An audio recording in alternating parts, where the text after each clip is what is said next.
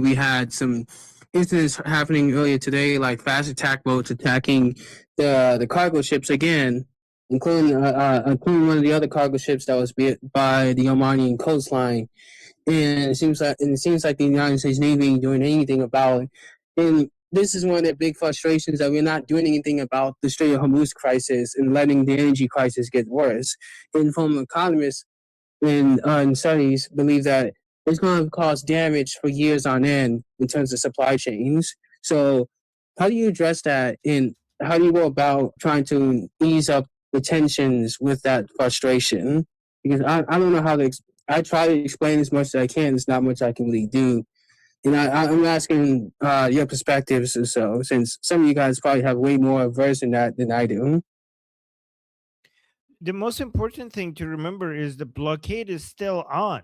Like, I think people forget the fucking blockade is still on. That means that every single week, every single day, every single hour, every single second, the Islamic Republic is getting weaker. They are suffocating. Just, guys, remember that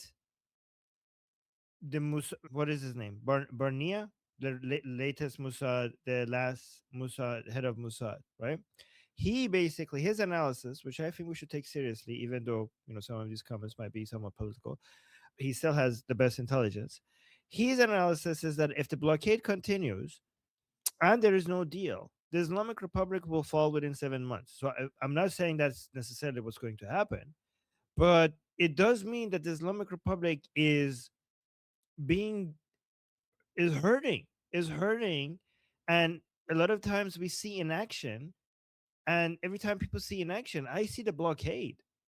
A lot of these other things that are not being reacted to, it's mostly not US's problem. These are, a lot of this is the other countries' problems, which they should do more about. Like, why should United States come and provide free services for the Arab countries around the Persian Gulf, especially given that they're refusing to join the Abrahamic Accord? Like, okay, like, what am I supposed to do? Just come and use my resources to do things that is not hurting me and is hurting you? And on European countries or like other countries, like, when did United States is not supposed to just provide free military services to countries who are not, providing their fair share of military operations. But when it comes to hurting the Islamic Republic, the naval blockade is still on, and really we're moving in the right direction and faster than a lot of people realize. Like, if you look at the internal dynamics, not just politics, but the economics of the Islamic Republic. So, oh, by the way, guys, Patipto is here. So, if you guys have any questions for Patipto, hi, Patipto. Yeah, let's. I think he wanted to say something. So let's. I have one more response on this topic, and then we'll go to him. Hilda. Hilda. I know I'm a little slow this morning, sorry. Or I guess it's this afternoon. My personal opinion is that I think that we have to, at all times, remember that we're dealing with terrorists. It doesn't matter if we're talking about the regime, IRGC, Houthis, Hamas, Hezbollah, they are all terrorists. And we also have to remember that we are dealing with a religious view that doesn't have any moral qualms about lying to people that aren't of the same belief. So we know that all of our previous negotiations, like with other presidents, that they have learned that Western politicians are rather open and honest, in relationship to what they actually are. But therefore, the regime has developed over these last 47 years specific expectations from negotiations. So it makes perfect sense to me to release commentary to confuse not only the terrorists, but everyone else.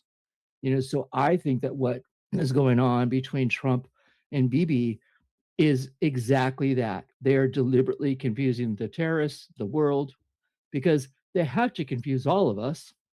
Otherwise, what's the point, right? So this works in their advantage, and obviously in the Iranians' advantage. And so with Trump, we also have to always remember that we have to watch what he doesn't say. So, like, one prime example of this would be, I know that there's a lot of people that are really concerned that he hasn't outwardly shown support for the crown prince. And I disagree with this. I think he has shown support. I think he's shown his support by his administration meeting with the crown prince, most notably Witkoff and Graham. And this is really important, as while his support isn't necessary, it gives an example of how we need to pay more attention to what he doesn't say. I mean, don't get me wrong, I want the strikes to begin strategically. I want to see us arm Iranians. I also believe, though, that our administration might be deliberately showing false weakness. I have ideas why this is, but that's not really a topic right now. So, regardless, I just think that we need to keep our eyes on the ball and continue to do whatever it is that we can do to help Iranians very soon embrace that free Iran. We cannot allow the terrorists to cause fractures among us supporters. We have to remain united. That's all I have to say. All right, let's go to the super chat. Okay, we have one super chat by the real spec, and it's a super sticker, so it has no comments, just a support for the channel. Thank you so much, real spec. Thank you so much for the supporting us. All right, so that's it. That's all the super chats and super stickers. And by the way, so Potipto, you could also put a 1 and a 2 in the chat as well. And guys, if you have any questions for Potipto, so Potipto, if you don't know, we put 1s in the chat if we want to add a new topic, or we put a 2 in the chat if you want to respond to the topics that are being said. So if you want to say something new, you could put a 1, and if you want to respond, put a 2. And also, guys, you could also direct your questions at Potipto as well, and Potipto will respond. I thought we could go to Potipto first because he's in Iran and yes, I don't know. Yeah, I'm just saying in general, after he gives his update, he could also keep coming back by talking, adding more 1s and 2s in the chat. So Potipto, are you here? Because you're not opening your mic. Do you have a... Yes, I'm with you guys. As always, I'm honored spending time with you guys. اوکی پتیپتا هر موقع خواستی صحبت بکنی خب به جواب بدی به یه نکته که داره گفته میشه بگو خب راه خجالت نکش باشه نه اوکی من دو سه روز با تاپیک ها آشنا شدم خیلی هم حرفه‌ای دارین انجام میدین منم مثل بقیه سعی میکنم کنارتون باشم فقط اگه کسی سوال خاصی داشته باشه در خدمتش هستم Okay. But don't just respond. You don't need to just wait for people to ask you questions. If you have anything to add, just feel free to jump in. Okay? Thank you. Because you have first-hand information from inside Iran, so just jump in anytime you need to. Do you have any updates for us before? 1 second, Joseph. Patipto, do you have any updates for us before we? Yeah, I have 2 things to add, if you don't mind, to what you said. First is... Okay. So, Patipto, do you have any updates for us from inside Iran? Yeah, I know, guys. Is new. Sorry, you guys. Actually, I have nothing new except the news. All the news you already read that and at the social media, but I'm here to share the morale with you. Okay. Do you have any updates for regards to morale? Oh, sorry. Yeah, I do have a question for Potipto. And Joseph, can I ask you if you want to ask a question, then you have to open the chat and then indicate to me that you have a question by typing a 2 in there, and then I'll call on you and you can speak then.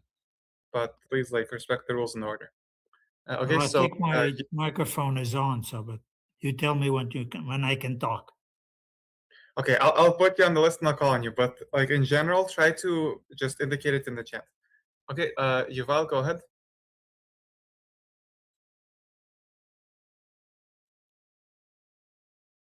Yuval? Is there a Yuval? Yes, he's here. Okay. Yes.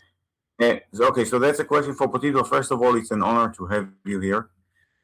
Maybe someone else asked you that before and I wasn't here in previous days. What can you tell us, if you can tell us, about the level of armament that the resistance has? Do you have any arms at all? Are you getting any arms? Of course, all within the limits that you think you can reveal and tell.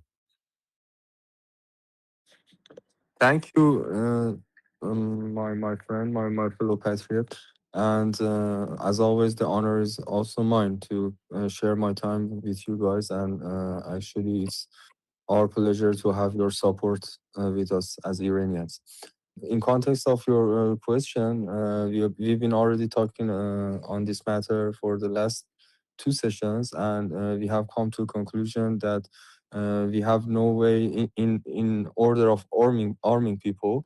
We have no way except getting ready for a modern warfare, and we don't look like to looking forward to getting armed with like pistols or rifles. We are trying our best to just not be another target for their bullets. So we are training, and we are trying to use advanced and technological warfare devices like drones. And in order of what's coming next for us people in Iran, after all, at least we are getting ready mentally, and we have different strategies, and we are trying to plan for the last call day. We have a special plans for different type of groups and different type of geographical locations. So short answer for your question, yes, we do have getting ready, and we are trying our best to be one step ahead of IRGC. My name is Armin Navabi. I'm an Iranian political analyst with decades of experience fighting the Islamic regime inside and outside of Iran. Make sure you follow me for more, and also make sure you join our discussion group. I'm there almost every single day. Come talk to me there and the rest of the people there in our group calls. It's a great place to meet and talk to people who like talking about politics. The link is in the description and or in the bio. You could also get there by scanning the QR code on the screen. See you there.